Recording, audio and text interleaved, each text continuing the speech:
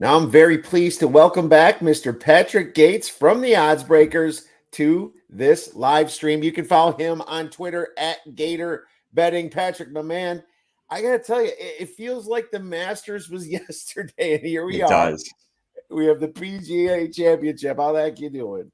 Good, good. Yeah. I mean, ever since the PGA Championship got moved, I think in 2019, it feels like back to back. It's almost like the Triple Crown to keep with the racing theme this week in terms of you get 1 week off and then you're right back at it. It's a quick pace for sure.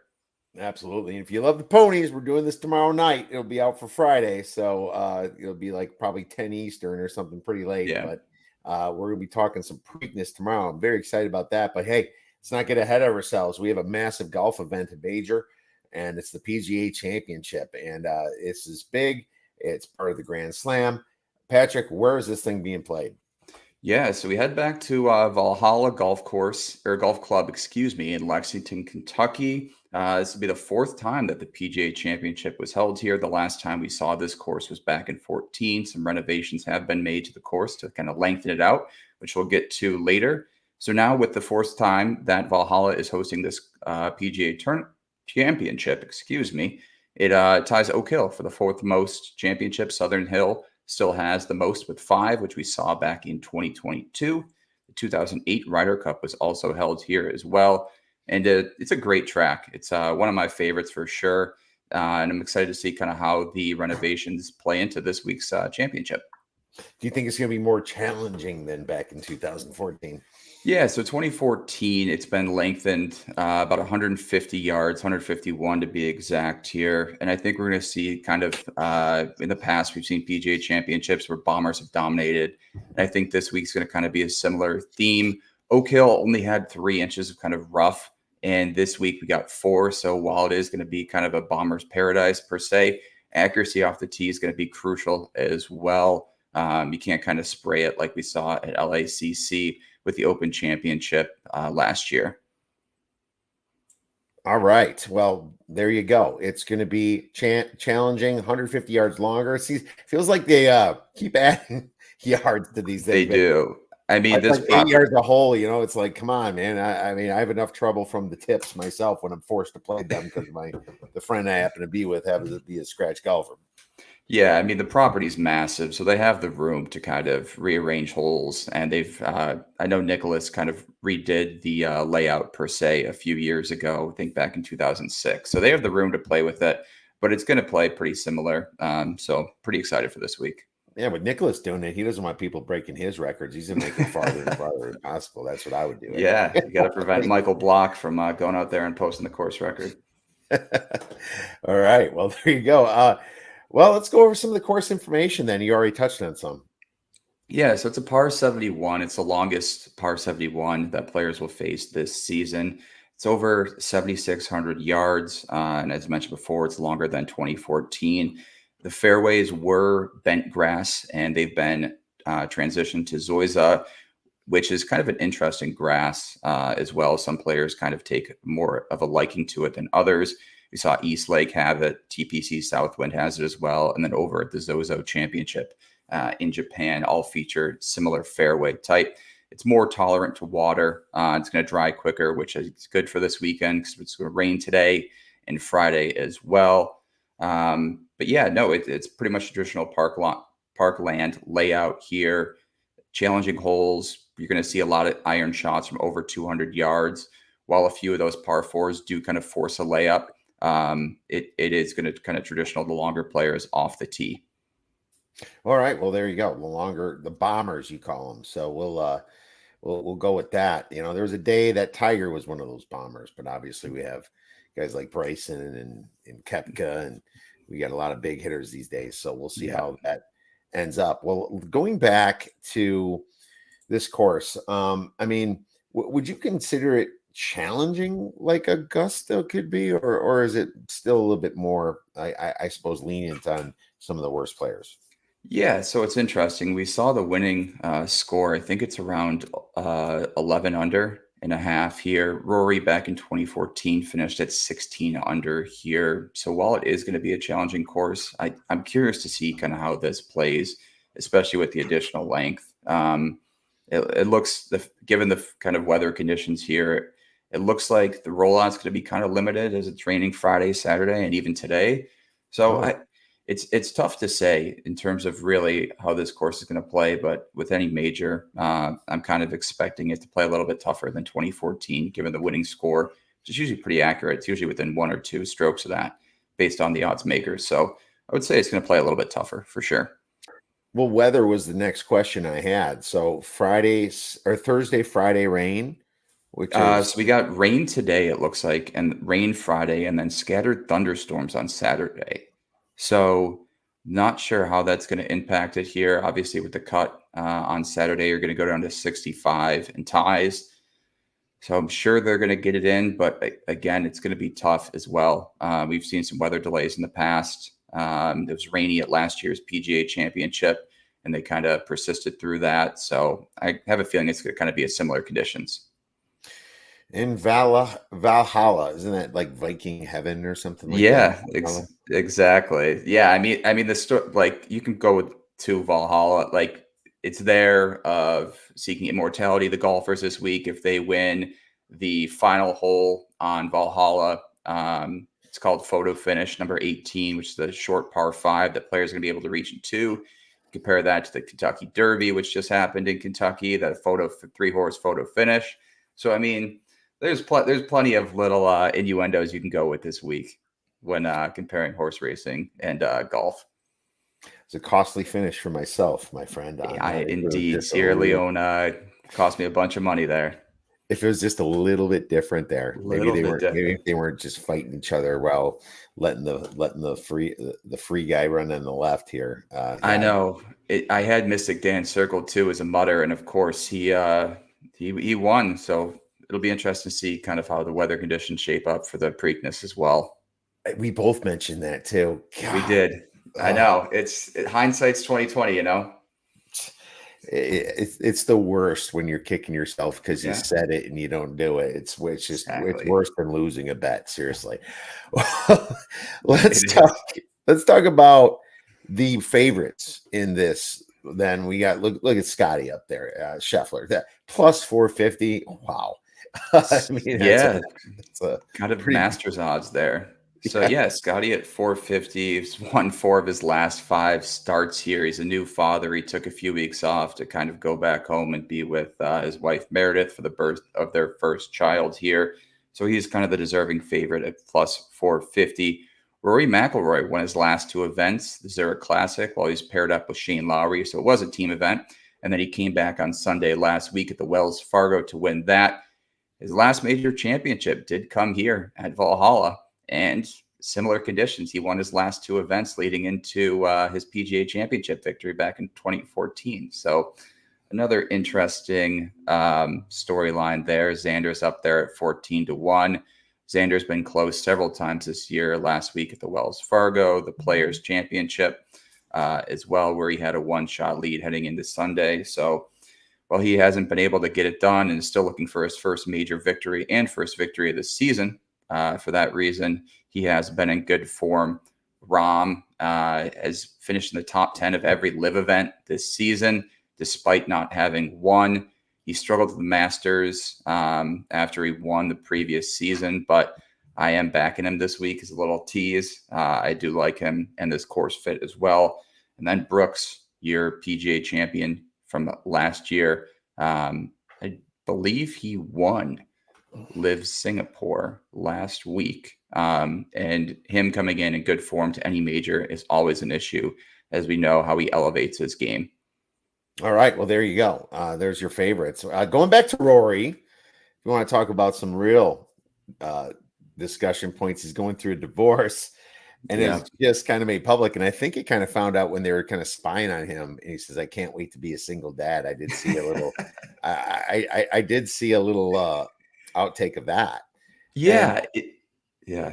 I hear that he did well last time he broke up with like a fiance via text or something. So now I'm like, gosh, Wozniacki. Yeah. Yeah, the tennis star. I saw some tweet the other day. It's a little in poor taste, but it was like when Rory's single, he's won his 4 major championships, and when he's been married, he hasn't won any. So another key stat. And his ex-wife now used to be a employed by the PGA of America, which is the organizational body that's hosting the PGA Championship. So it's a little funny when that regards as well. Yeah, yeah, that is. Wow. You can throw a lot of things into this handicap, Oh especially how yeah, Scheffler's getting away from a newborn. I mean, dude, that's got to just make you feel great. Being like, okay, I can sleep tonight. My wife's not. Maybe you could hire some help or something, right? Yeah. I mean, yeah. that would be a good husband to do. But at the same time, getting away from that newborn for a little while, it ain't the worst thing in the world. So maybe he does No, good. he has enough money just from the past 4 starts alone that I think he can hire some help. Let alone his other victories on tour. So I don't think money's an issue for Scotty.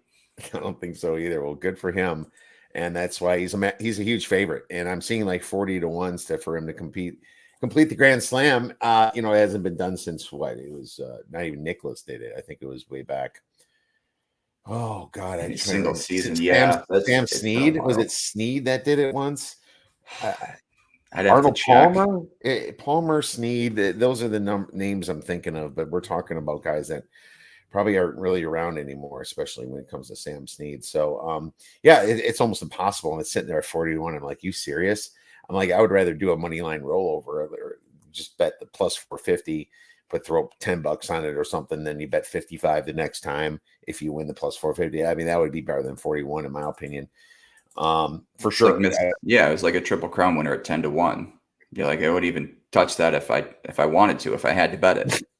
I know, Yeah, especially Mystic Dan. Seriously, yeah, that yeah. was important. All right, so hey, well, let's go to the sleepers. All right, and obviously sleeper that I love using the term, but a lot of golf people don't. So I'll just say, how about some of the long shots here? What are you thinking about some of the long shots? Yeah, I mean, again with the Masters, we kind of went over this too, but 35 or one's kind of been the cutoff here for the past 5 champions. Phil is obviously that outlier at 250 to 1 when he won in Kiowa back in 2021. There's a few names that I like here, kind of above that 50 to 1 range, and that's kind of it depends on the event. Obviously, some long shots you can kind of say 75 to 1 in events like the Alt event last week, the Myrtle Beach Classic, or kind of your 100 to 1 shots in other smaller field events, kind of where that term comes in. But I'm looking at Tyrrell Hatton here at 60 to 1 here. I grabbed him. Not the longest driver in the field, but he is over that 300-yard mark on the season. He's better on bent grass as well, ranking third in the field in strokes gained putting over the last 24 rounds. And I think that's going to be crucial this week here. 3 putt avoidance, kind of strokes gained putting, while obviously not kind of that key marquee stat per se with your strokes gained off the tee, is going to play a factor in this one. He played well at the Masters last month as well, and he's played well on Live this season. So I like him. And then in his recent PGA Championship outings, Oak Hill and Southern Hills, he finished T15 and T23 here. So I don't mind him. Obviously, not kind of that calm demeanor you associate with a major championship, but his skill set does line up for this course here. So I don't mind him at 60 to 1 here. Another guy I have, it's a placement here. Tommy Fleetwood has finished inside the top 15 in 3 of his last 4 events here. He finished T3 at the Masters, which since the move to the PGA Championship as the second major championship in 2019, we've seen kind of a strong correlation between how players have done in that first major championship to how they perform at the PGA. Brooks last year was finished second at the Masters and won the PGA Championship. He finished 13th at the Wells Fargo last week. He's a strong short game player, and he's 17th in the field in strokes gained approach. So I don't mind Fleetwood. And then again, 18th at Oak Hill last year and T5 at Southern Hills in 2022. So those are a few of the guys that I like in the longer shot range. A few other guys, Alex Noren. I have him for top 40 here. And then Benny On as well, which I have for top 20. That are going to be some names you see as some of the longer shots this week. Top 20, Benny On. Yep. What's his number at? Plus 220. Okay, I gotta find him here. Benny on fire is what we're looking for here, right? Yep. So hopefully Byung that. Hun On. Yep. All right, there. Yep. All right. So looking at some of these other names, like I'm seeing some guys fall. And there's Byung Han on at 55 to 1, and so plus 450 here to be in the top 20. Or no, that's top 10. Sorry, that's top 10. If you think he can do that good, but we're talking top 20. I'm seeing guys like Spieth way up there, 65 to 1. I'm seeing Jason Day, who had his day back in the day, 65 to 1. And then guys like Matt Fitzpatrick, who was so hot last summer, at 70 to 1. What's their excuses here, man? Yeah, I mean, the underrated storyline this week is if Spieth wins this week at the PGA Championship, he completes his career Grand Slam. He's one major championship away from kind of beating Rory to it, which is pretty funny as well. Spieth struggled this year, especially with his iron play. Hasn't been nearly as consistent as we saw last year. He missed the cut at the CJ Cup. Byron Nelson finished T29 last week and lost strokes on approach in both of those events.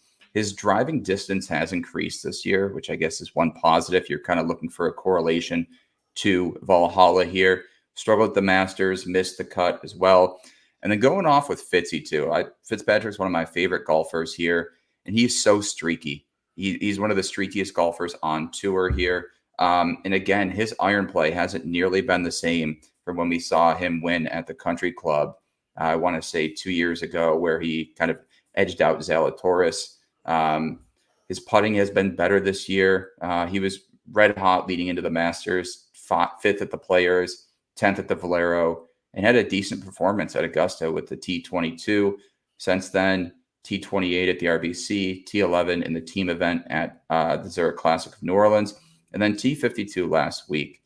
I don't know if this course sets up well for him at all, just based off his current form. Maybe I would take him as a placement, but I just don't think he's going to be kind of one of those guys to see on the first page of the leaderboard come Sunday. All right. Well, there you go. And one more, Shane Lowry. Holy cow, he was pretty poor in the Masters, if I remember.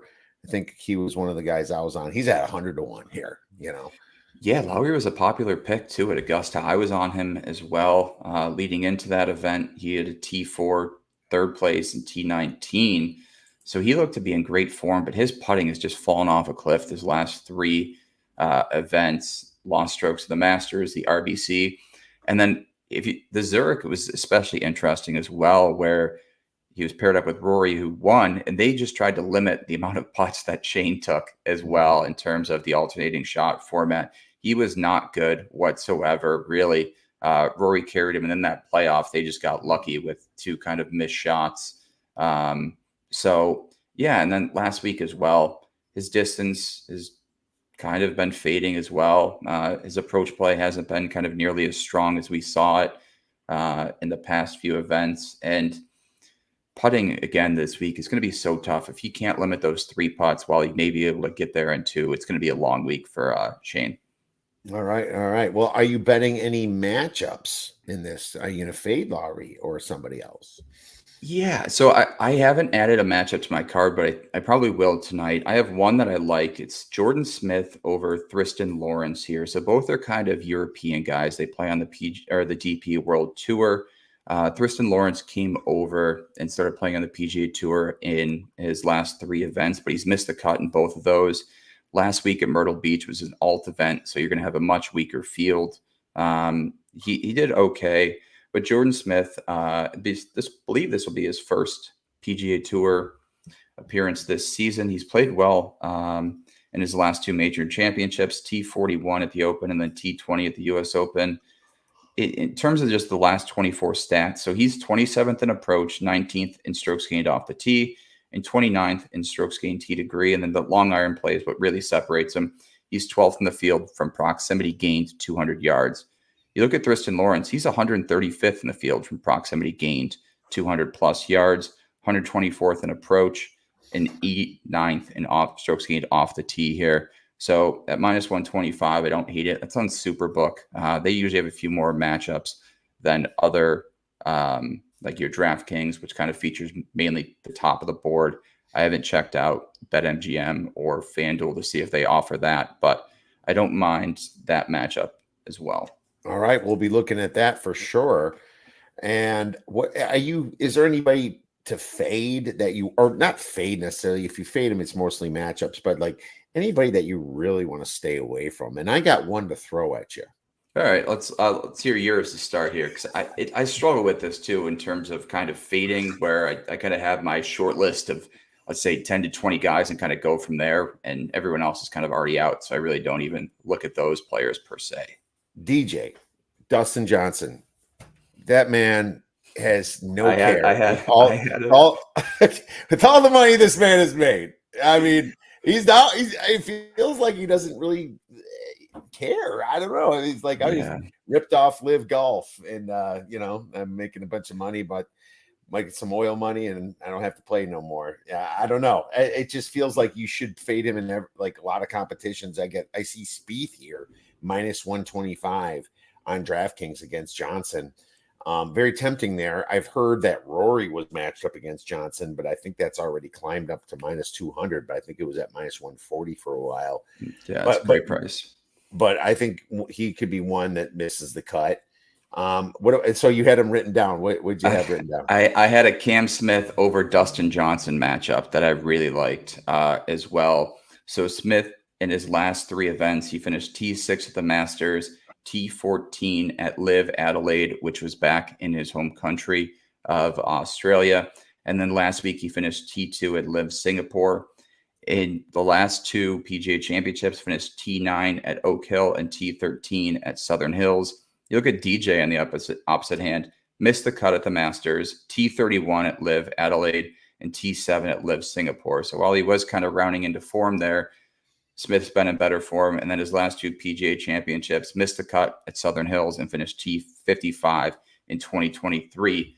The only issue that people are kind of giving DJ a shot this week is because of his distance off the tee. He's been fairly decent with his irons here, but I think Smith's overall short game and putting can kind of propel him at least to the weekend here. And then if you're looking at kind of further on there, I have Cam Smith in the top 20 this week, so I don't mind that either. I think that's around +160.